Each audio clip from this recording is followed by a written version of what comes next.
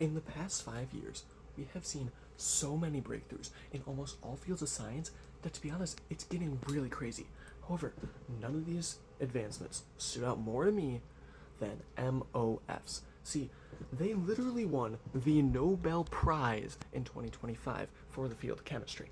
And let me break down to you what they are and how they work. This notebook page here is an example I made representing what an MOF looks like.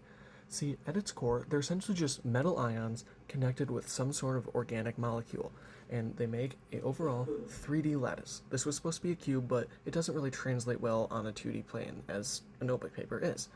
If you look, these metal ions with these organic connectors, MO, all combine to make a framework, therefore MOFs. Like I said though, it's really hard to explain what they would look like using just a notebook page, so here is a 3D example of it. A Rubik's Cube. See, if you treat each of these colored stickers like a metal ion, and each of these black lines as an organic connector, you have a perfect example of what an MOF could look like. Just a 3D lattice cube. And you might be thinking right now, cool, we have a 3D cube made of basically just metal and organic matter. What does that do for us? It does a lot. See, what really sets metal organic frameworks apart from anything we've done in the past is just how much surface area they have in comparison to their volume. In their paper titled From Nano to Noble, the Berkeley lab showed how just 1 gram of MOFs, that could be smaller than this thumb drive, had the surface area of over a football field in a volume just like this, an area of more than a football field. That is ridiculous, but it gets crazier.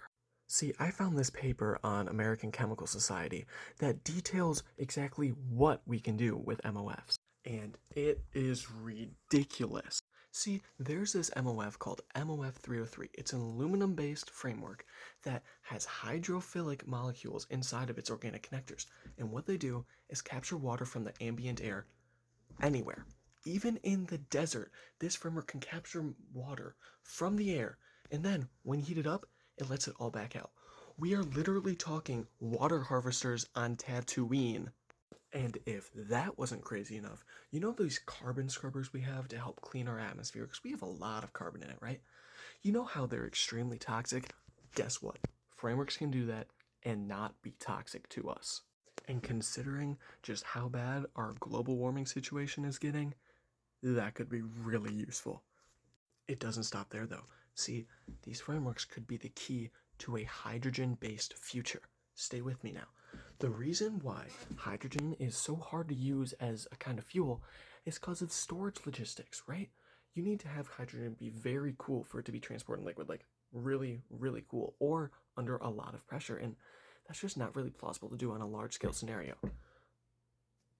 A breakthrough in hybrid metal organic frameworks could allow us to create a framework that can pack hydrogen atoms onto the inside of a much larger framework, allowing for essentially large-scale hydrogen storage. This would be literally the breakthrough of a generation, and it's all powered by metal organic frameworks. All these reasons are why I believe that metal organic frameworks are by far the most important innovation in the past 5 years. And see, I really believe that metal organic frameworks are going to be the future. That's why I'm majoring in chemistry, and I really want to get hands-on and get working with these. Thank you so much for watching. I really poured my soul into doing research on these, and I love them.